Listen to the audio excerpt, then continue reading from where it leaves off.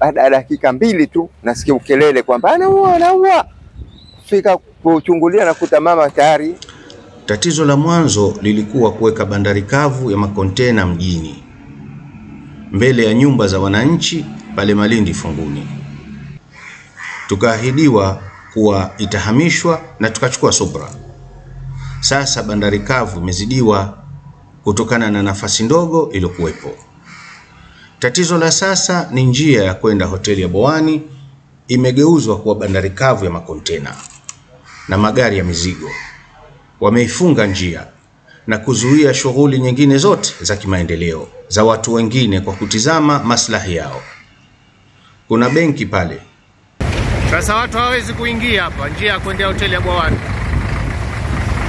Kwa sababu hii migari mikubwa kuwekwa hapa ndio tatizo. Na wao watu wa benki hawalalamiki wala hachukui hatua.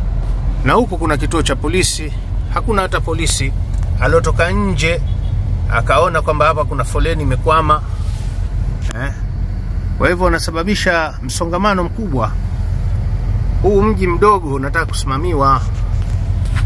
Jambo dogo tu linasababisha linakuwa kubwa. Ikitoka ile gari kwenye ile yadi inabakisha nafasi ndogo kufika katika mlango wa benki. Naona sasa hapa dhiki kwamba hawa wamepaki hapa na wameshaondoka sasa. Naona kapita chini ya taa ya barabarani ile, manake kama bado sentimita kadhaa tu igonga ivunje. Mipango gani hii ya mji kuweka makontena mbele ya benki? Kuna skuli pale. Vipi usalama wa watoto?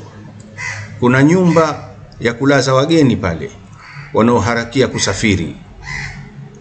Kuna kumbi ya harusi pale inayohitaji parking ya kutosha.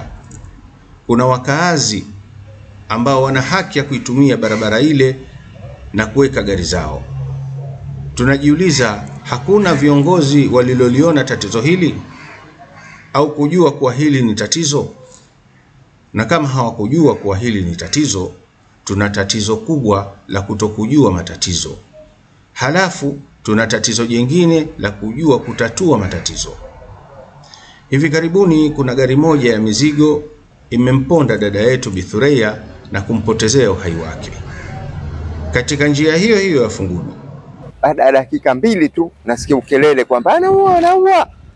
Fika kuchungulia na kuta mama tayari ashaanguka. Kuna gari kubwa pale limempanda nusu. Sasa ulopiga kelele yule ni dereva wa gari jingine, magari makubwa haya watengeneza njia alikuweko huko. Ndio yule dereva wa gari ile yule mkanyaga yule mama akarudi nyuma. Kwenda pale nikamwangalia yule bibi anaitwa Bithureya.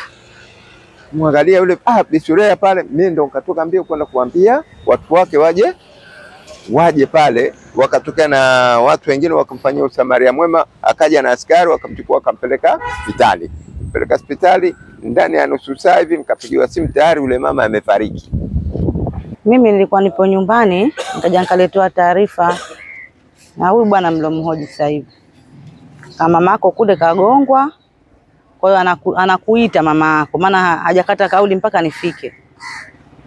Nilipofika kweli akanambia mwanangu Hola amenigonga, ananiambia mama yangu naumia.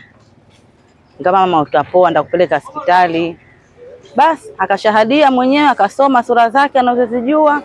Tukamchukua, nikakuta pale yuko askari mmoja wa trafiki.